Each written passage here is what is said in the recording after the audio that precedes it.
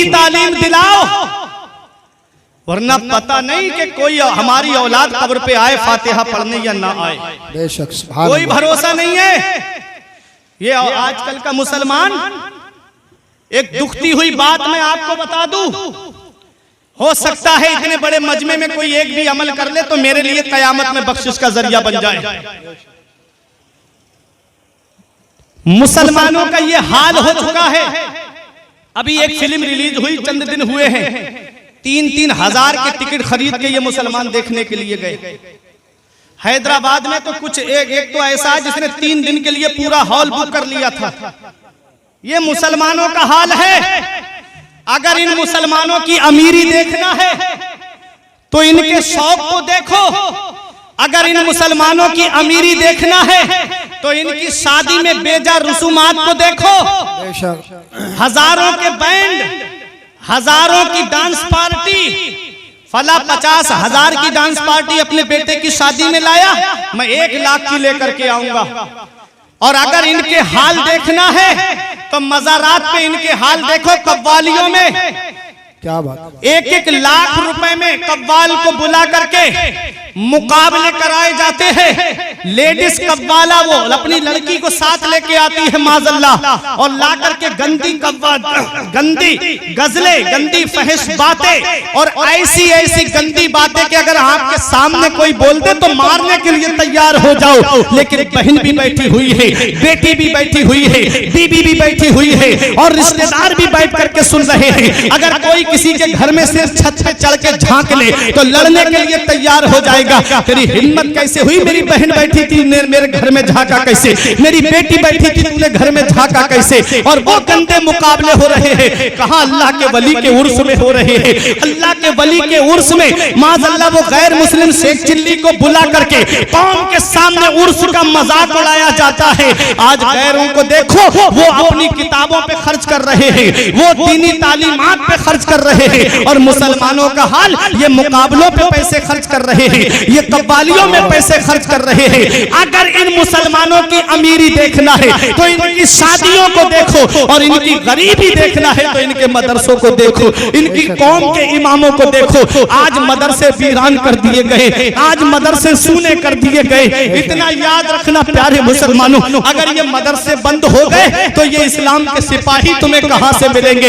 इसलिए हुकूमत भी जानती है, जहां जहां से मदरसे खत्म किए गए वहां वहां से इस्लाम मिटता चला गया। ये उलमा आपको बताएंगे, लंबी चौड़ी तकरीर करने नहीं आया, वरना बताता मैं तारीख से। सीरिया के अंदर, गरनाता स्पेन के अंदर आप देखें, जहां 700 साल मुसलमानों ने हुकूमत की, फर्डिनेंड ने जब उस पे कब्जा किया, मदरसे पहले बंद कराई, मस्जिदें पहले बंद कराई। इस्लाम का नाम लेने वाला कोई वहां नहीं था, कोई मुसलमान आपको वहां नजर नहीं आता कुछ सालों तक। ये है, देखो हुकूमत जानती है, जहां जहां मदरसे बंद हुए वहां वहां इस्लाम मिटता चला गया। इसीलिए मदरसों का सर्वे कराया गया कि इन मदरसों को कॉलेज में कन्वेंट कर दो, इन मदरसों को जो है वो स्कूल में तब्दील कर दो। न कौम के सिपाही पैदा होंगे, न ये कुरान पढ़ के तुम्हें तरावी में सुनाएंगे, न हाफिज कुरान होंगे, न आलिम दीन होंगे, न मजहब की बातें तुमको सुनाएंगे। इसलिए अपने मदरसों की हिफाजत करो, अपने मदरसों को तकबीयत पहुंचाओ। आज आलिम से मेरी कौम के लोग बात इसलिए नहीं करते कहीं रसीद लेके मेरे घर पे ना आ जाए। आज हाफिज से बातें इसलिए नहीं करते कहीं रसीद लेके मेरे घर पे ना जाए। मुझे बताओ, शहबाद और कुर्बो जवार से आने वालों, क्या इन्होंने कभी अपने घर के लिए तुमसे चंदा मांगा? क्या कभी इन्होंने अपने मदरसे के अलावा छोड़ करके कभी अपने लिए चंदा मांगा कि मेरे पास कपड़े फट गए हैं, मुझे पैसे दे दो, कपड़े बनाऊंगा, मेरे पास मोटरसाइकिल नहीं है, चंदा दे दो, मैं मोटरसाइकिल खरीदूंगा? कभी अपने लिए इन्होंने मांगा? नहीं मांगा। मांगा है तो रसूलुल्लाह के घर के लिए मांगा, मांगा है तो अल्लाह के घर के लिए मांगा।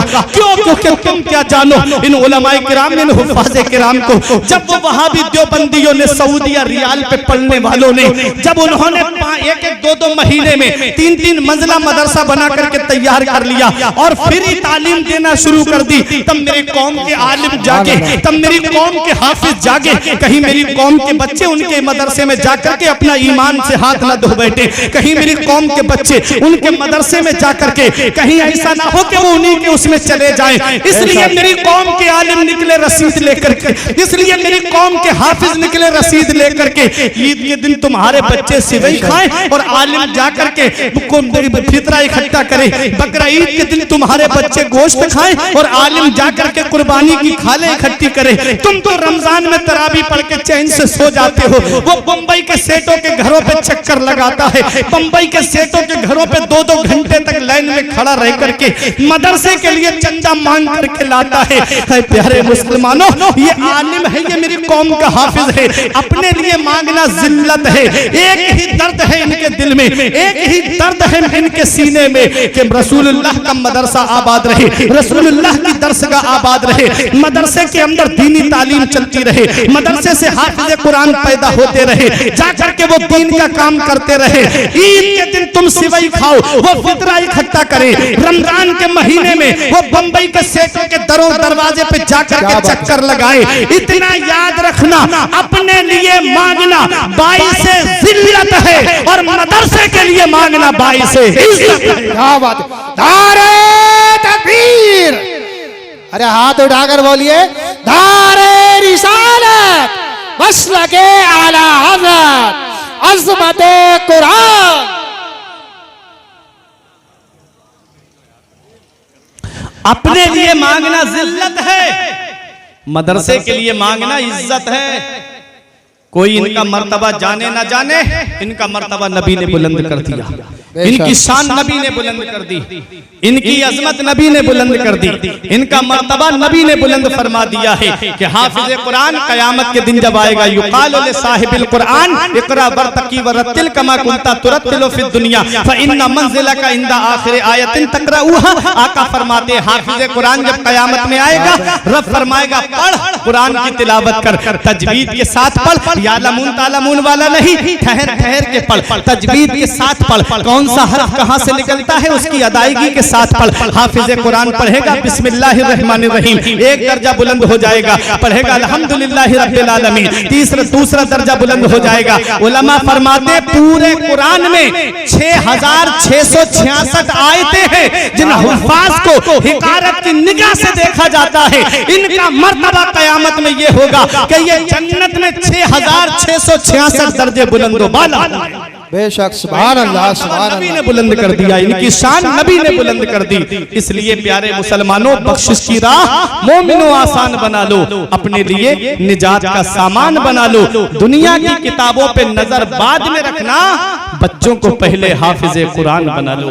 अपने बच्चों को दीनी तालीम सिखाओ, अपने बच्चों को कुरान पढ़ना सिखाओ। जब कुरान होगा उनके पास में, तालीम होगी उनके पास में, जब वो मस्जिद में जाएंगे तो नमाज पढ़ के ये दुआ करेंगे, रब्बना ग़फ़िरली वले वालिदैया वलिल मुमिनीना यौम यक़ूमुल हिसाब। दुआए मासूरा में पढ़ेंगे कि अल्लाह मुझे बख्श दे और मेरे माँ बाप को बख्श दे। क्या दुआ करेंगे? अल्लाह मुझे बख्श दे, मेरे माँ बाप को बख्श दे, तमाम मोमिनीन को बख्श दे। वो जमीन के ऊपर दुआ करेगा, अल्लाह ताला उसके माँ बाप को जमीन के नीचे बख्श देगा। बेशक, इसलिए मरने के बाद की तैयारी करो, पता नहीं ये दुनिया कब छोड़ के जाना पड़ जाए। औलाद को इस हाल में छोड़ के जाओ कि जब जनाजा उठे तो वो कुरान पढ़ती नजर आए। पहले आलिम हाफिज बना लो, फिर उसके बाद चाहे इंजीनियर बनाओ, चाहे डॉक्टर बनाओ, चाहे प्रोफेसर बनाओ। जब वो आलिम हाफिज होगा तो वो नाजायज किसी के टेस्ट नहीं लिखेगा 4-5 के फला जगह से पैसा आए, बस वही लिखेगा जो बीमारी उसके अंदर होगी। इसलिए दीनी तालीम दो, ये एक पैगाम था मेरा जो मैंने अपनी कौम के सामने पेश कर दिया। कुरान करीम के ताल्लुक से था। मैंने कुरान की जो आयत पढ़ी थी, अल्लाह ने फरमाया कुल्ला इन इज्तमाअतिल इंसु वल जिन्न अला अन यातू बिमिस्ली हाज़ल कुरान ला यातूना बिमिस्ली वलो काना बअदुहुम लिबअदिन ज़हीरा। रब फरमाता अगर तमाम जिन्नात और इंसान मिलकर के एक जगह जमा हो जाएं इस बात पर कि इस कुरान की मिस्ल ले आए, ला यातूना बिमिस्ली, हरगिज़ कुरान की मिस्ल नहीं ला पाएंगे। वलो काना बादुहुम लिबादिन ज़हीरा, अगरचे उनका बाज का ताबुन करे, मदद करे, तब भी वो कुरान की मिस्ल नहीं ला सकते।